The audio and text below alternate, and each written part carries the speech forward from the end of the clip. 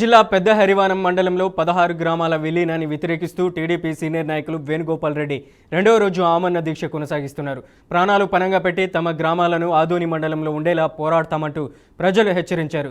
రోజురోజుకు వేణుగోపాల్ ఆరోగ్యం క్షీణించడంతో ప్రజలు ఆందోళన వ్యక్తం చేస్తున్నారు.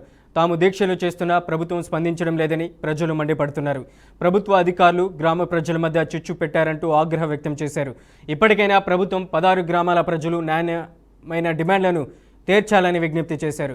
ప్రజా సంఘాలు నాయకుల నుంచి వేణుగోపాల్కు మద్దతు లభిస్తున్నా ఆయనకు బీపీ షుగర్ డౌన్ అయినట్లు డాక్టర్లు వెల్లడించారు. శాంతియుత పోరాటంపై ప్రభుత్వం దృష్టి పెట్టకపోతే జరగబోయే తీవ్ర పరిణామాలకు ప్రభుత్వమే బాధ్యత వహించాల్సి ఉంటుందని హెచ్చరించారు. గ్రామాల ప్రజలు దాదాపు 28వ తారీఖు 27న గజెట్ ఇచ్చినారు. 16 గ్రామాలు పెద్దరోడ్ మండలంలో చేరుస్తామని. కానీ 28వ తారీఖు నుంచి మేము వివిధ రూపాల్లో పోరాటం చేస్తున్నాం.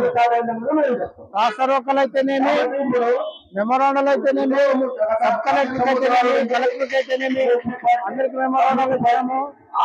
అనేక రకాల రూపంలోనూ మేము ఉద్యమాలు చేస్తాము.